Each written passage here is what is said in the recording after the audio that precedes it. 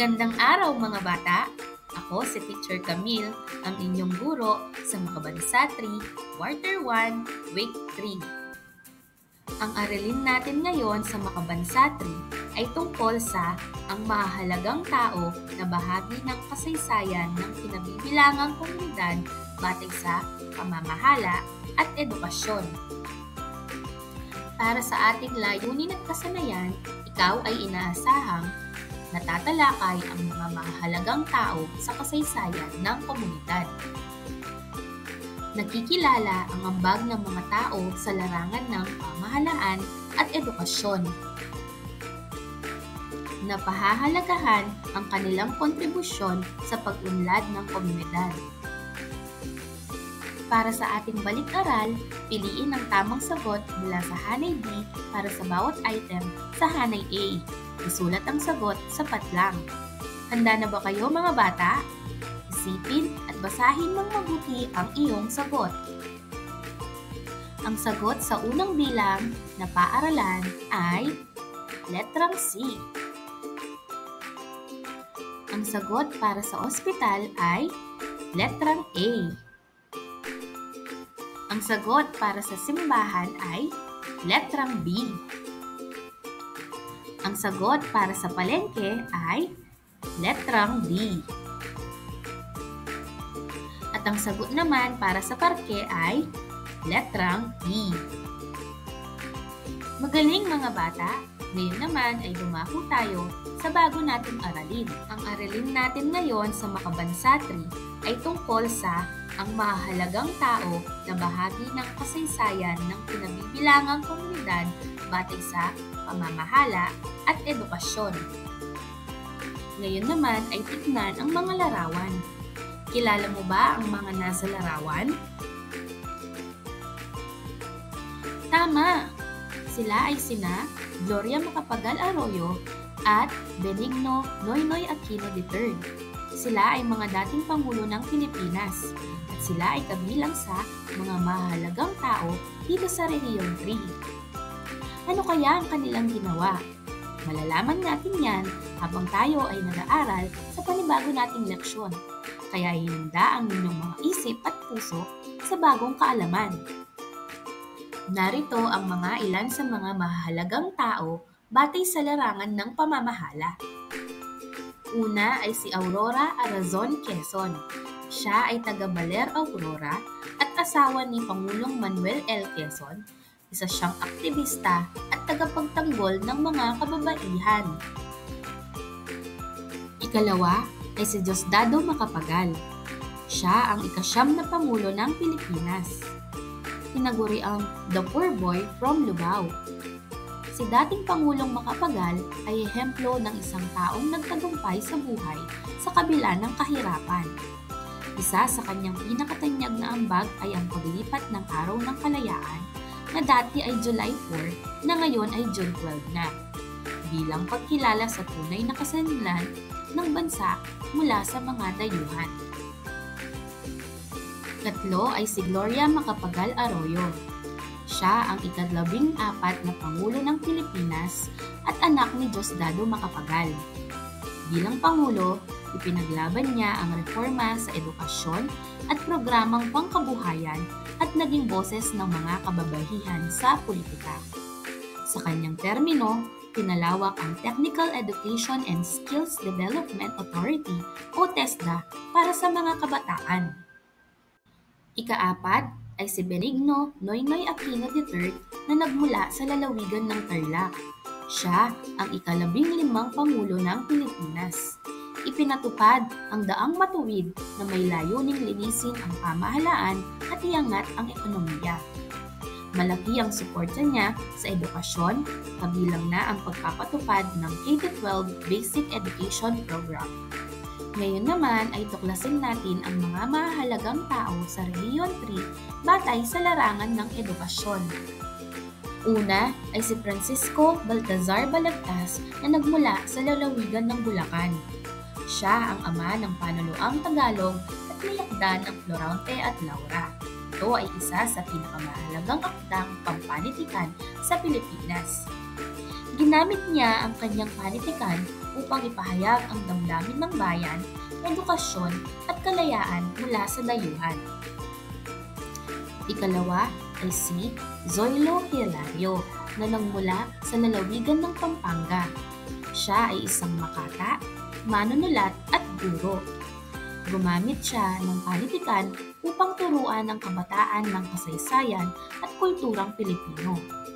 Siya din ay isang aktibong nagturo ng wikang Kapampangan at panitikang rehiyonal. Ikatlo ay si Carlos Romulo. Bagamat hindi siya ipinanganak sa lalawigan ng Rehiyon 3, siya ay nagbigay ng malaking ambag lalong-lalo na sa lalawigan ng Bataan at Tarlac. Siya ang unang Asyanong Pangulo ng UN General Assembly. Siya ay naging guro at tagapagsalita sa iba't ibang institusyon sa Pilipinas at sa ibang bansa. Itinaguyod ang edukasyong makabayan, komunikasyon at paninindigan sa pandaigdigang level. Kilala rin bilang Voice of Freedom noong digmaan. Ikaapat ay si Guillermo Tolentino na nagmula sa Malolos, Bulacan. Siya ay isang eskultor, guro sa Universidad ng Pilipinas at pambansang alagad ng sining. Bagaman sa sining ang focus, siya ay naging inspirasyon at guro sa libo-libong estudyante sa larangan ng sining at kultura. Ang mga mahalagang tao mula sa Rehiyon 3 na nagsisilbing haligi ng bayan sa larangan ng pamamahala at edukasyon. Sila ay huwarang Pilipino na ginamit ang kanilang talino, talento at tapang upang magsilbi sa kapwa at sa bayan. Ang kanilang mga ambag ay hindi lamang bahagi ng kasaysayan, kundi gabay at inspirasyon sa mga kabataang Pilipino na nagnanais maging bayani rin sa sariling paraan, sa salita, sa gawa at sa serbisyo. Ikaw rin ay maaaring maging mahalagang tao sa komunidad sa pamamagitan ng mabuting gawa, pag-aaral ng mabuti, at pagmamahal sa kapwa at bayan. Ngayon naman ay gawin natin ang pagsasanay na Sino Ako? Basahin ang 3 clue sa bawat bilang at sabihin kung sino ang tinutukoy na mahalagang tao. Ako ay mula sa Bulacan. Sumulat ako ng Florante Aguilera. Ako ay kilala bilang ama ng panuluang Tagalog. Sino ako? A. Francisco Balagtas. B. Carlos P. Romulo. C. Guillermo Tolentino. Magaling! Ang tamang sagot ay letrang A. Francisco Balagtas. Ako ay mula sa Pampanga. Ako ay naging ika-9 na Pangulo ng Pilipinas. Ako ang nagbalik ng Araw ng Kalayaan sa Unyo 12. Sino ako? A.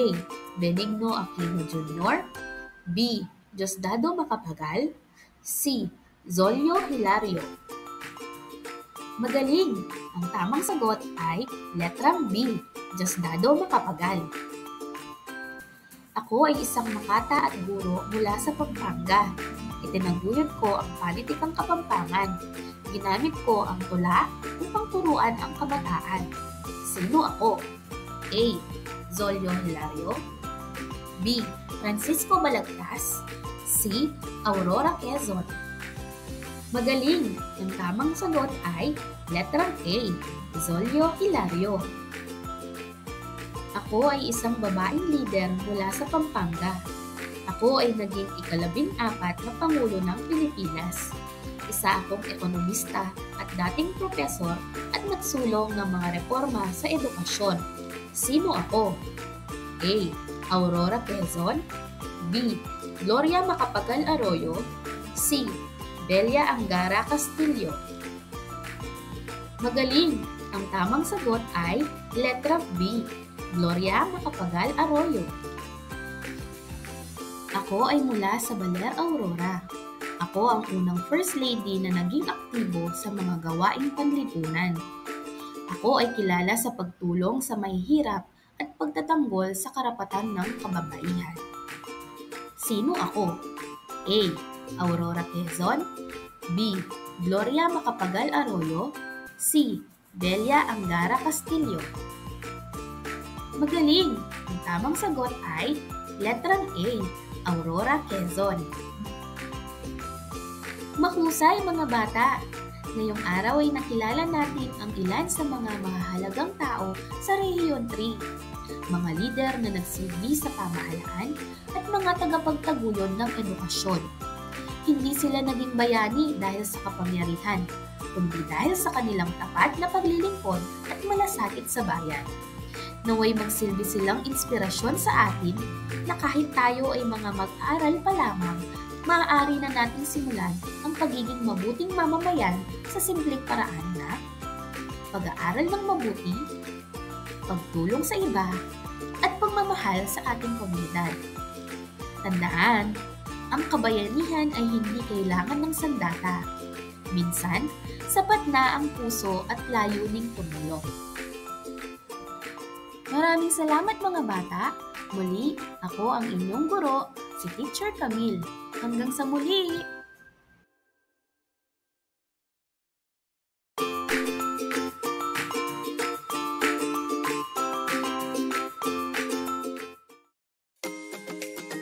Let's get ready and learn with Teacher Camille. Here, we'll play, learn, and explore through fun and exciting lessons made just for you. Don't forget to like and subscribe. Let's grow and learn together.